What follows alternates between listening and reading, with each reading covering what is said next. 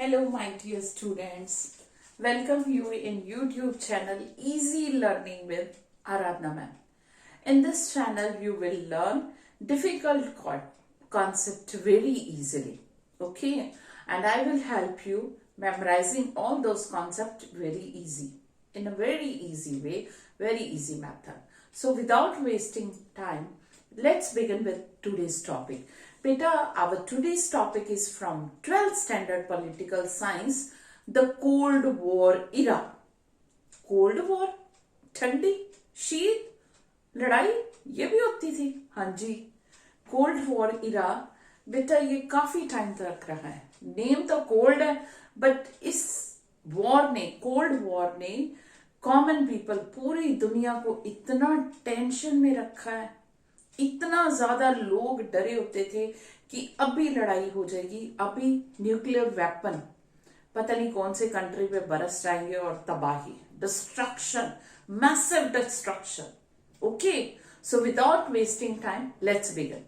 Now you start imagining. Imagination power, create your imagination power, move towards the April 1961. Okay, अपने brain में ऐसे visualise करो एक movie चल रही है, सामने आंखों के आपके थिएटर में स्क्रीन. ओके, स्क्रीन है and on that screen you are watching the movie. Okay, imaginary power create कर ली. सो मूवी के बिगिन में तीन आपके नेशन है, तीन कंट्रीज हैं. One is America, USA, other is USSR, union of Soviet socialist Republic, third is Cuba. Cuba जो है वो अमेरिका के पास ही है. ओके, करेबियन सी में, वेस्ट इंडीज का island group, okay, island groups में है, और ये जो है अमेरिका का पड़ोसी कह लो, पास है. बट ये फ्रेंड किसका था, दोस्त किसका था, यूएसएसआर का. गवर्नमेंट कौन सी थी, ये कम्युनिस्ट गवर्नमेंट थी, क्योंकि यूएसएसआर जो था वो एक कम्युनिस्ट कंट्री था और सोशलिज्म स्प्रेड कर रहा था. ओके बेटा, सो यहाँ पे क्या थी, कम्युनिस्ट गवर्नमेंट थी, और अमेरिका जो था वो डेमोक्रेटिक कंट्री था और कैपिटलिस्टिक. अब यूएसएसआर को ये डर हो गया कि ये अमेरिका जो है वो क्यूबा में मेरी गवर्नमेंट को ओवरथ्रो ना कर दे, गिरा ना दे, और अपनी सपोर्ट वाली कैपिटलिस्टिक डेमोक्रेटिक गवर्नमेंट ना ले आए. इसी डर से यूएसएसआर ने क्या किया, बहुत से न्यूक्लियर वेपन के मिसाइल्स जो हैं वो क्यूबा में इम्प्लांट करने, ट्रांसफर, ओके, शुरू कर दिए. जब अमेरिका को इसके बारे में पता चला, अमेरिका का प्रेसिडेंट था जॉन एफ कैनेडी, उन्होंने इसको बड़ा सीरियसली लिया और थ्रेट, अमेरिका की सॉवरेनिटी, सिक्योरिटी के लिए थ्रेट है, क्योंकि जो मिसाइल्स इम्प्लांट हो रहे थे उनकी रेंज के अंदर अमेरिका था. ओके, सो इन्होंने धमकी दी और उनकी तरफ अपने वॉरशिप यूएसएसआर की तरफ, उसके सपोर्टिव कंट्री के लिए, कि अगर आप करोगे तो हम भी. और ऐसा लग रहा था अभी की अभी लड़ाई हो जानी, अभी न्यूक्लियर वेपन की, और गिरेंगे और डिस्ट्रक्शन पूरे वर्ल्ड की, क्योंकि अमेरिका ने धमकी दी जितने तेरे कम्युनिस्ट सपोर्टिव कंट्रीज हैं उनपे भी गिराऊंगा, यूएसएसआर ने. सो ऐसे लग रहा था अभी. This was the cold era. What is the cold war? Cold war यही थी. इतनी कन्फ्रंट्रेशन, इतने स्टेटमेंट, इतनी ज्यादा आप कह लो लैंग्वेज यूज करनी हॉट कि अभी लड़ाई हो जाएगी, अभी war, but never escalated into hot war. कभी ऐसी सिचुएशन नहीं आई कि एकदम से लड़ाई. क्या है, not hot shooting war, arm ammunition तक वॉर ही नहीं पहुंची. डराते रहे, पूरी दुनिया को ग्रिप में रखा, अभी लड़ाई हो जाएगी, अभी हो जाएगी, बट कभी हॉट वॉर तक ये नहीं पहुंची आर्म एम्यूनिशन, क्योंकि सबको पता था जिसने भी न्यूक्लियर वेपन यूज किए ना, वो खुद रहे, दूसरे को तो मारेगा, खुद के लिए भी नुकसान है. ओके बेटा, so this was the cold. अब ये स्टार्ट कब हुई कोल्ड वॉर इरा? ये स्टार्ट हुई actually after second world war. Okay, second world war जो थी वो 1939 to 1945 तक थी. अब 1945 के एंड में आते आते क्या हुआ बच्चे, अमेरिका ने जापान जो ओपोनेंट, सेकेंड वर्ल्ड वॉर में दो ग्रुप थे, फर्स्ट वर्ल्ड वॉर में भी दो ग्रुप थे। फर्स्ट वर्ल्ड वॉर जो थी 1914 टू 1918 तक हुई थी। सेकेंड वर्ल्ड वॉर 1939 टू 1945 तक। दो ग्रुप थे, एक ग्रुप की तरफ यूएसए, ब्रिटेन, फ्रांस ये थे, और दूसरे ग्रुप की तरफ यूएसएसआर, इटली, जर्मनी, जापान, ये सारे कंट्री थे। दो ग्रुप हो गए, अलाइंड एंड एक्सिस। ओके, सो ये दोनों ग्रुप जो थे लड़े। अमेरिका के ओपोनेंट ग्रुप में था जापान।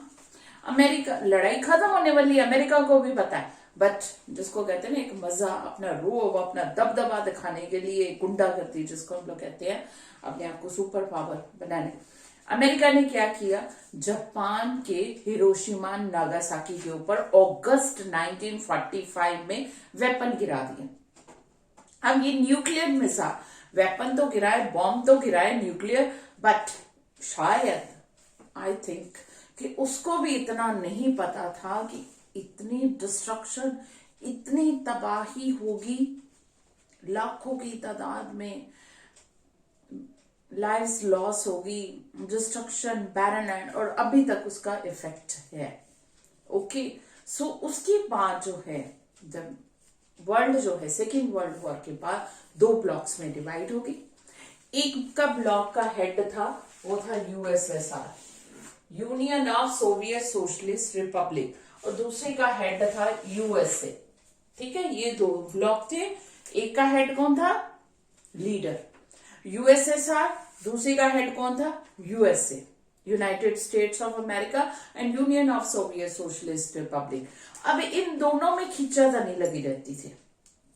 हर कोई चाहता था जितने भी पुअर कंट्री, जितने भी स्मॉल कंट्रीज हैं, जितने भी नीडी हैं, ओके, या न्यूली इंडिपेंडेंट कंट्री है, वो सारे मेरे ब्लॉक में आ जाए, सारे मेरे ग्रुप में आ जाए, मेरा पावरफुल ग्रुप हो जाए और बिग ग्रुप हो जाए, और दूसरे को, ठीक है, और ये छोटे कंट्रीज को, नीडी पुअर कंट्रीज को, जो अपनी डिफेंस के लिए कुछ नहीं कर सकते थे, अपनी नीड्स को नहीं फुलफिल कर पाते थे, उनको ये क्या प्रॉमिस देते थे कि वी विल डिफेंड, आपको डिफेंस पूरा, आपकी सुरक्षा पूरी की जाएगी, आपके राइवलरी कंट्री से, स्पेशली आपके कोई नेबर में है तो, ओके, और आपको पूरी आपकी नीड्स का जितना भी सामान है वो दिया जाएगा। ये सप्लाई कर करके अपने ग्रुप को बड़ा कर रहे थे, पावरफुल कर रहे थे और बढ़ा रहे थे।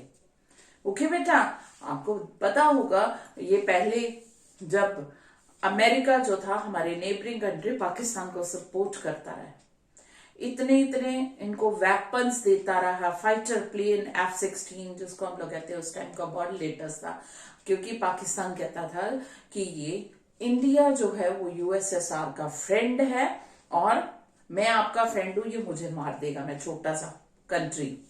और जो टेररिस्ट अटैक भेजता था तब उस टाइम पे ये कहता था पाकिस्तान की उसके लॉ एंड ऑर्डर की प्रॉब्लम है, ये लोगों को मार रहा है, कुचल रहा है जम्मू कश्मीर में, इसलिए लोग वहां पे आजादी की आवाज उठा रहे हैं, मैं कुछ नहीं कर रहा। अब जब से वर्ल्ड ट्रेड सेंटर पे या अमेरिका में टेररिस्ट अटैक हुए तो अमेरिका को समझ आ गया कि टेररिस्ट क्या है, टेररिस्ट अटैक्स क्या। अदरवाइज अमेरिका भी पहले, क्योंकि वो मान रहा था कि इंडिया जो है ओपोनेंट ग्रुप में है, यूएसएसआर का है, मेरा दुश्मन है, पाकिस्तान को अपना फ्रेंड मान के पाकिस्तान की बात मानी जा रही थी।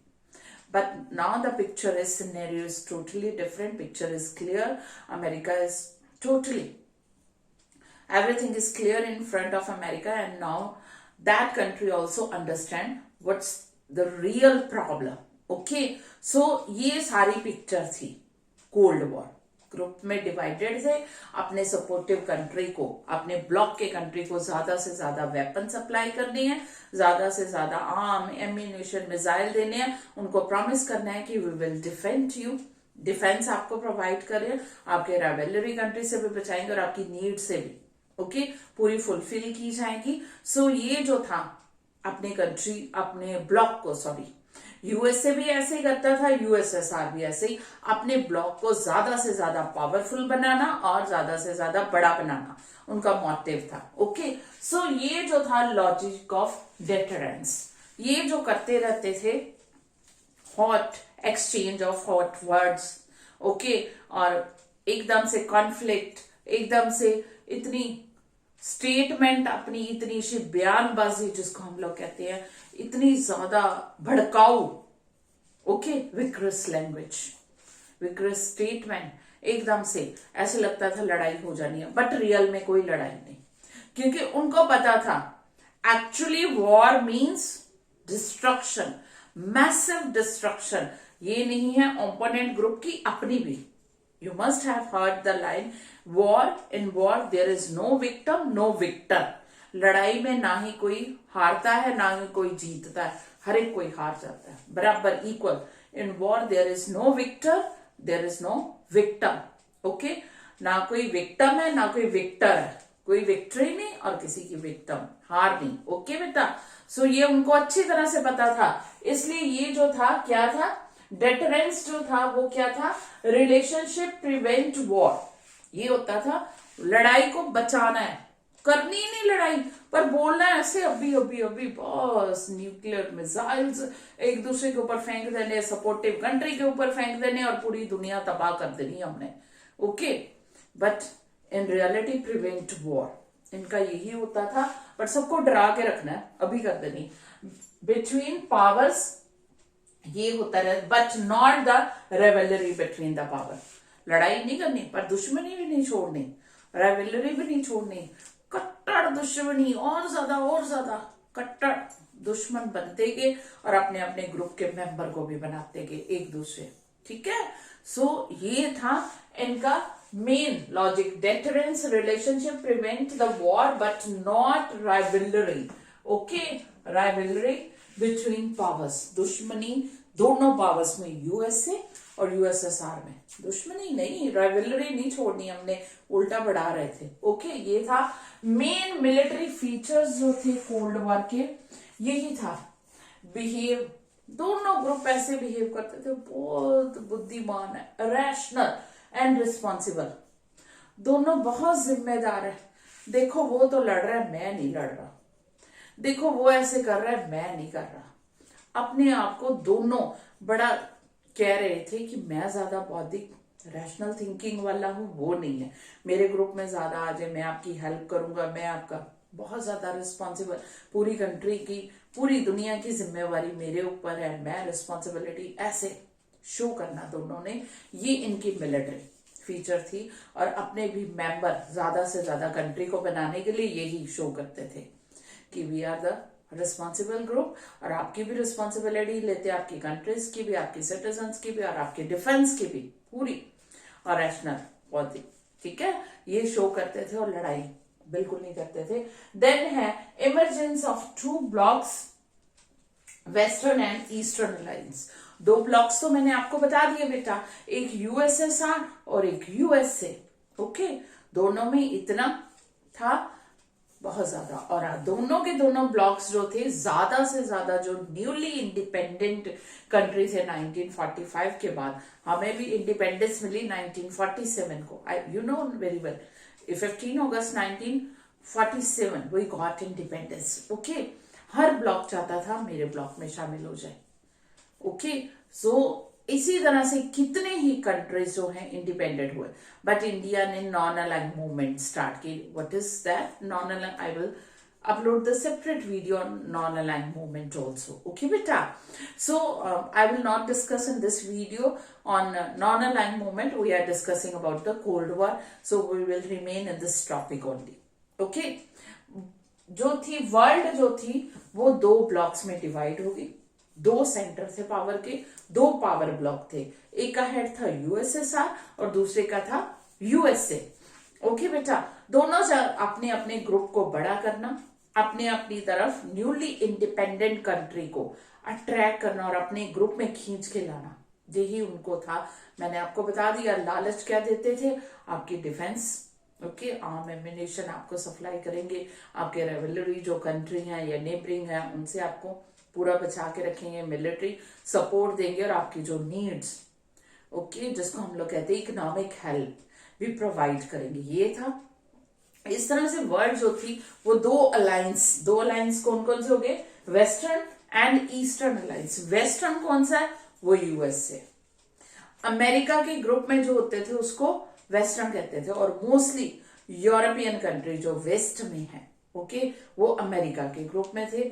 ईस्ट जर्मनी, उस टाइम पे जर्मनी दो पार्ट्स में डिवाइडेड था, East Germany and West Germany. East Germany और दूसरे ईस्टर्न काफी कंट्रीज जो थे वो यूएसएसआर के ग्रुप में थे, इसलिए वर्ल्ड के दो ग्रुप में, ओके, दो अलायंस थे, दो ग्रुप थे। वेस्टर्न अलायंस का हेड कौन था? USA, United states of America. Eastern alliance, उसका हेड कौन था? USSR, union of Soviet socialist Republic. I am again and again, okay, revising and repeating the same concept. USA की ideology थी democracy and capitalistic, okay, और military group पे थी। और जो यूएसएसआर की आइडियोलॉजी थी वो सोशलिस्ट एंड कम्युनिस्ट। वो अपनी आइडियोलॉजी सेपरेट कर रहा था, ये अपनी। मोस्टली वेस्टर्न पार्ट के, वर्ल्ड के वेस्टर्न साइड वाले कंट्री जो थे वो यूएसए की तरफ थे, और जो ईस्टर्न साइड वाले कंट्रीज थे मोस्टली वो यूएसएसआर की तरफ थे, इसलिए वेस्टर्न और ईस्टर्न अलायंस इसका नाम रख दिया। ओके बेटा, I will discuss up to this in today's topic so that you must not confuse yourself. Okay, that's all for today's topic. I hope you understood today's topic well. But still you have any problem, send me your problem in comment section. I'm eagerly waiting for your problem. But before leaving, I want to say, please share, subscribe and like my channel. Okay, subscribe, share and like to my channel, and send me your problem and the topics in which you are getting problem. I will upload those video very early. Okay, so that's all for today. Okay beta, bye beta. Okay.